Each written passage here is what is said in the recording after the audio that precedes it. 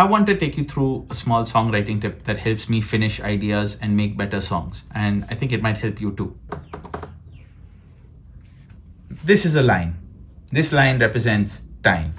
This is where your song starts, and this is where your song ends. Your song is basically how you decorate this time, how you make it sound pretty, how you make it sound beautiful.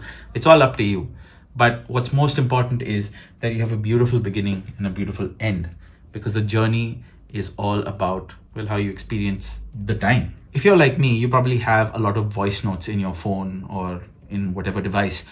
Small ideas that could be like 10 seconds long, 30 seconds long, 10 minutes long. Sometimes you might not know where they belong in a song, they just float around like little planets in space. You don't know where they belong, you don't know what they are. But sometimes you kind of identify that maybe this sounds like a chorus, maybe this sounds like a verse, maybe the emotional parts of what I'm saying are really cool, maybe this riff would be really cool here, there, whatever. The examples are plentiful.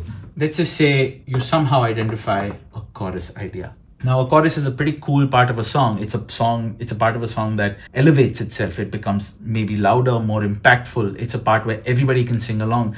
Now, when you're sitting with a bunch of other people and writing songs together, you kind of get the idea that maybe you collectively identify that this is a chorus. Now, on the passage of time, wherever the song starts and ends, you're kind of figuring out, okay, if you know that there's a chorus, on this line, you can see that the chorus can exist in multiple places in a song. So you know that now there are points in the song where your melody is going to meet this chorus. And so your big question then comes as to, how do I arrive to this part and how do I go from there? And that makes it a lot easier to visualize your idea and see it through all the way to the end. And that's really cool. I find that when you think of your song as this sort of passage, you kind of understand that, something as cool as a chorus has a journey that leads to it and one that leads from it.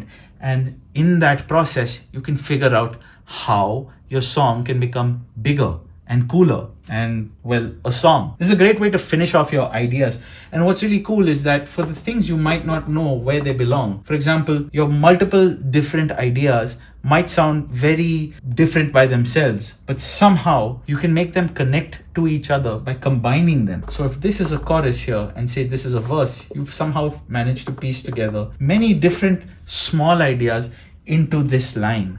And your journey from where you began to where you're going to go becomes much easier. Don't feel so stuck about figuring out how a song should start or how it should end. Sometimes this can lead to writer's block when you're figuring out like, oh, my intros, my starts of the song aren't as powerful, aren't as strong. Think of the journey along the way. And if you think that time is very free-flowing, you can park yourself anywhere across this and build a meaningful journey. I hope that helps you build a better song.